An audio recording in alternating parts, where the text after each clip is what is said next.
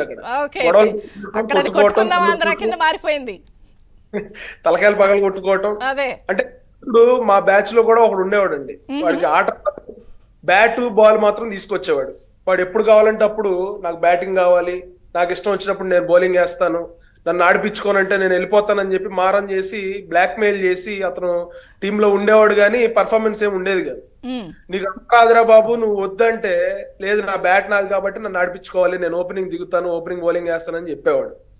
ఈ రోజు నా జగన్మోహన్ రెడ్డి గారి పరిస్థితి ఎలా ఉందంటే 4.5 సంవత్సరాలు ఎమ్మెల్యేలని వాళ్ళ ఆట వాళ్ళని ఆడనివ్వకుండా అందరి ఆట ఆయన ఆడేసి ఈ రోజున మ్యాచ్ ఓడిపోయే పరిస్థితికి వచ్చేసరికి 2024 ఎలక్షన్ లో వైఎస్ఆర్సీపీ ఓటమి చవి చూడబోతా ఉందని చెప్పి ఆయనకి తెలిసి ఈ రోజున బ్లేమ్ అనేది ఎమ్మెల్యేల మీదకి నెట్టేస్తా ఉన్నాడు.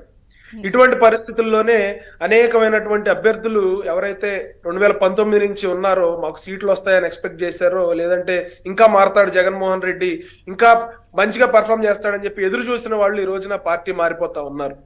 ఈ క్రమంలోనే అంబటి రాయుడు లాంటి వాళ్ళు కూడా ఈ టీం ఏదో బాగా ఆడేలాగా ఉంది, నేను కూడా పర్ఫామ్ చేస్తానని వస్తే అతన్ని గుంటూరు జిల్లా మొత్తం తిప్పి చివరికి ఎంతో డబ్బు డిమాండ్ చేసినట్టు, ఇన్ని కోట్లు ఇస్తేనే నీకు ఎంపీ సీట్ ఇస్తామంటే ఆయన భయపడిపోయి ఈ గేమ్ నాకు వద్దని చెప్పి ఆడకుండానే రిటైర్ హట్ ఇచ్చి వెళ్ళిపోయిన పరిస్థితి. ఈ రోజున జగన్మోహన్ రెడ్డి గారి మీద ఉన్న వ్యతిరేకత అతను ఎమ్మెల్యేల మీద ఉన్న వ్యతిరేకతగా చూపిస్తా ఉన్నాడు.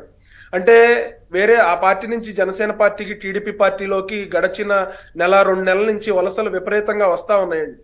ఈ సందర్భంగా ఇందాక పెద్దలు కూడా చెప్పారు, వచ్చిన వాళ్ళంతా మంచి వాళ్ళని కాదు, లేకపోతే ఆ టీంలో ఇమ్మడలేక ఎవరైతే వస్తా ఉన్నారో వాళ్ళందరినీ కూడా చాలా కేర్ఫుల్ గా ఎగ్జామిన్ చేస్తా ఉన్నారండి. రెండు